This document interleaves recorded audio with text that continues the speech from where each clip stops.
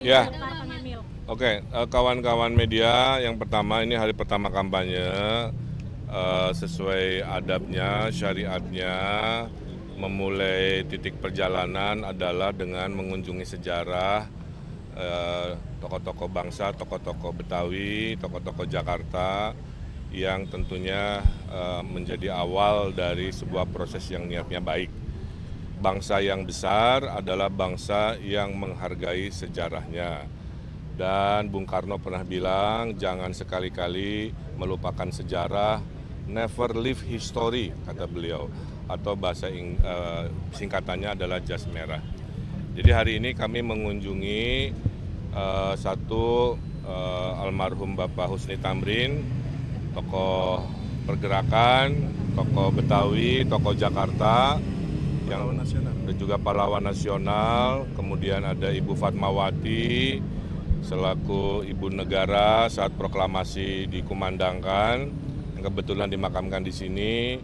Kemudian ada pahlawan nasional, komposer paling luar biasa dalam sejarah Republik, 200-an lagu digubah oleh beliau, yaitu Ismail Marzuki, yang kehormatannya dimuliakan oleh Pak Ali Sadikin, dijadikan Taman Ismail Marzuki yang kemarin saya datangi juga.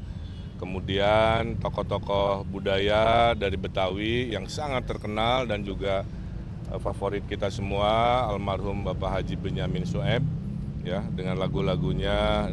Saya masih ingat dengan Ida Royani dulu ya, favorit lagu saya. Kemudian juga terakhir kita mengunjungi Haji Lulung, salah satu tokoh modern yang juga tokoh Bamus Betawi, yang tentunya sejarah-sejarah ini akan menjadikan dasar pasangan Ridho menggunakan pengalaman sejarah untuk mendesain masa depan. Ya. Tidak ada hari ini tanpa masa lalu dan tidak ada masa depan tanpa hari ini. Jadi hari ini datang dari kerja-kerja masa lalu para pahlawan, dan masa depan insya Allah kita desain lebih baik karena berkaca pada isu hari ini. Dari Pak Husni Tamrin mengajarkan kita untuk mencintai orang miskin, memperbaiki kampung-kampung, ya. Itulah kenapa inspirasi perbaikan kampung-kampung yang tidak semuanya harus dipindahkan, cukup ditata, akan menjadi program pasangan Ridho juga. Kenapa di RW-RW kita akan memberikan dana 200 juta per tahun buat RW, kemudian insentif atau gaji RT RW kita naikkan setinggi-tingginya, kan? Itu adalah bagian dari agar pembangunan di wilayah kampung RW itu bisa dilaksanakan secara demokratis dan maksimal. Dari Ibu Fatmawati kita belajar tentang keteguhan dalam perjuangan, ya, di mana-mana supaya nilai keluarga itu menjadi sebuah nilai yang kita inginkan warga Jakarta itu bahagia. Dari Ismail Marzuki kita belajar agar warga Jakarta bisa disemangati dengan lagu-lagu, dengan karya-karya. Jadi nanti kita bikin lomba lagu juga tentang Jakarta, lomba lagu tentang Betawi, dibikin di Car Free Night, kita bikin acara budaya, lenong dihidupkan lagi. Itu adalah semata-mata penguatan, ya. Dan juga dari Haji Lulung kita belajar untuk selalu orisinil, selalu apa adanya. Jadi orang itu apa adanya, jujur apa adanya, dan lain sebagainya. Saya didampingi juga tokoh Betawi, mantan penyiar TVRI Pak Rusdi Saleh, yang tentu tadi memberikan banyak nasihat, masukan kepada kami selaku generasi muda. Dan juga pendiri Bamus. Saya kira secara umum itu ya rekan-rekan wartawan, jangan pernah melupakan sejarah. Dari sejarah kita akan mendesain sejarah baru di masa depan selama 5 tahun ke depan. Kang Emil, ini kan waktu kampanyenya 2 bulan, artinya tidak cukup banyak begitu. Nanti strateginya apakah sendiri-sendiri nantinya Kang Emil sama Pasus berbagi? Ya, kami tidak akan selalu bersama dengan Pasus ya, karena tujuannya kan menjangkau masyarakat sebanyak-banyaknya. Kalau kami selalu bareng, nanti jangkauannya terlalu terbatas. Tapi kalau kami berbagi tugas, saya ke utara, Pasus ke selatan, bahkan istri-istri kami juga nanti akan turun, tidak barengan dengan kami juga di waktu-waktu tertentu, semata-mata untuk menyampaikan bahwa pasangan Ridho sangat mencintai warga Jakarta dengan solusi-solusinya ya. Kurang lebih ada 70 solusi kita hadirkan Karena memang sebanyak itulah permasalahan yang kita petakan. Untuk Pasus sendiri Pak, Ya itu mah otomatis semua orang Jakarta pegang HP. Kalau kita kampanyenya hanya modal baliho tidak akan pernah cukup. Karena beda dengan daerah lain.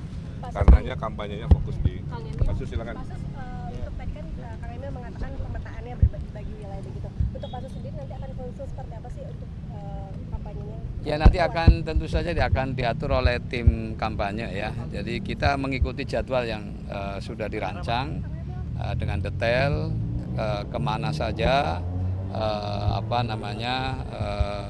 belusukannya ya.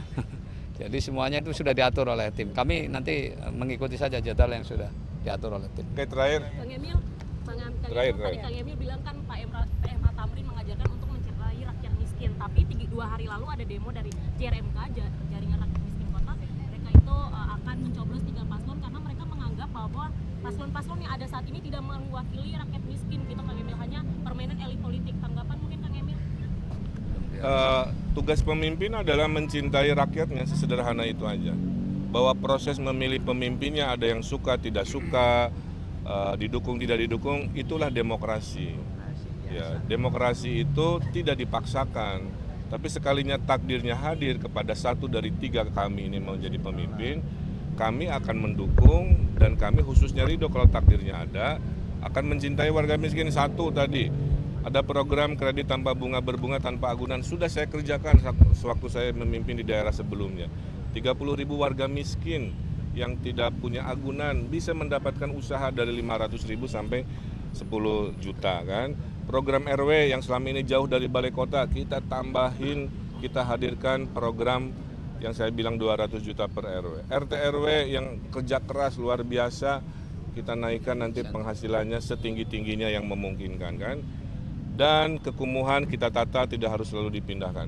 Jadi itulah kecintaan kami kepada warga yang paling harus kami lindungi sebagai pemimpin, yaitu golongan menengah bawah. Oke, terima kasih. Hatur nuhun. Assalamualaikum. Kang Emil, makasih masuk.